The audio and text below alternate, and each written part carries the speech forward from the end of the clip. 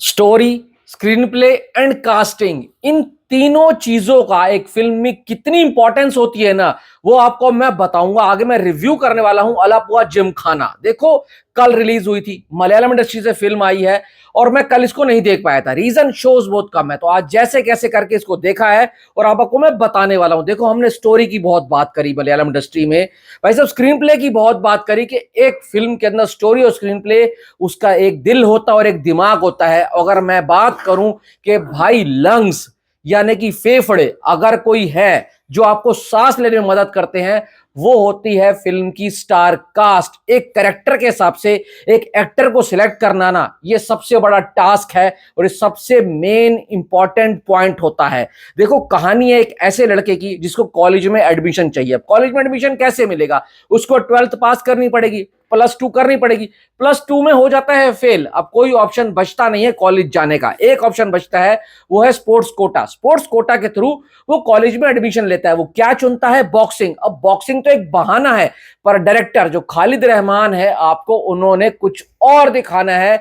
आप सोचेंगे बॉक्सिंग वाली कहानी होने वाली है, आपको स्पोर्ट्स बायोपिक देखने को मिलेगी। एक लड़का है जो यहां से उठा है, वो कैसे इतना बड़ा बॉक्सर बन गया? नहीं, इन सबसे ऊपर चलती है कहानी। ऐसा यू टर्न लेती है, आप सोचेंगे कहानी यहां शुरू हुई थी और खत्म यहां हो रही है, जिसका इसके साथ कोई लिंक नहीं था। पर बीच में जिस तरीके से डायरेक्टर ने स्क्रीन सीन्स लिखे हैं और उसका एग्जीक्यूशन है, एलिवेशन है ना, वो आपका टोटली दिमाग घुमा देगी और आप खड़े होकर ताली बजाएंगे। इन सब चीजों को परफेक्टली ब्लाइंड करा है एक चीज ने, जिसका नाम होता है म्यूजिक, और बोलूंगा डायलॉग्स बहुत जबरदस्त।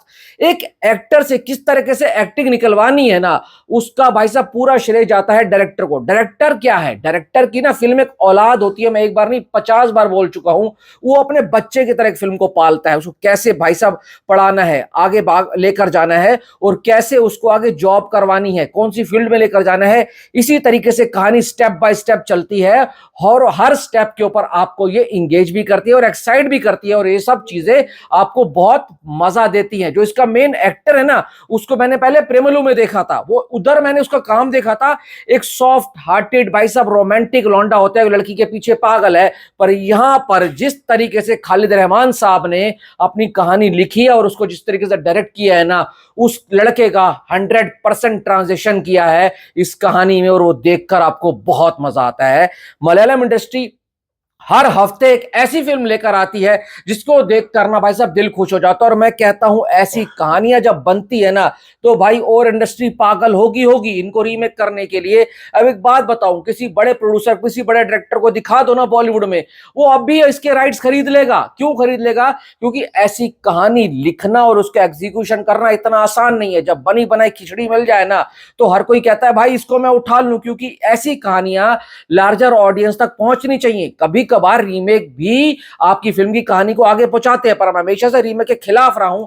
पर ये जो कहानी है ना, आपको इंगेज भी करती है, एक्साइट भी करती है, और साथ साथ आपको एक चीज सिखाकर जाती है, एक छोटी कहानी को किस तरीके से बड़े पर्दे के ऊपर दिखाना है और वहां पर ऑडियंस को कैसे बैठाकर रखना है ना, ये सब चीजें आपको देखने को मिलती है। मजा आ जाता है, और जब क्लाइमैक्स आता है तो फुल ऑन आप सेटिस्फाई मोड में जाते हो घर और कहोगे भाई यही देखने में आया था।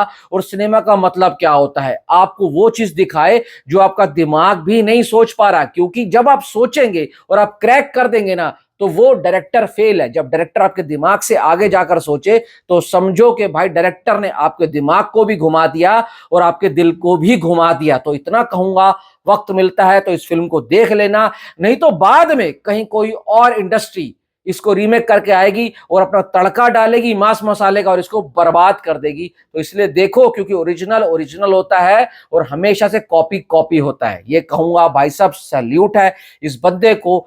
हमेशा से कुछ अलग लेकर आते हैं डायरेक्टर खालिद रहमान, और इस बार भी न्यू एज एक स्टोरी लेकर आए हैं जो आपको मोटिवेट भी करती है और आपको कुछ नया देती भी है। बाकी आपने देखी या नहीं देखी जरूर बताना, और कुछ अच्छा लगता है तो भाई चैनल को सब्सक्राइब जरूर करके जाना।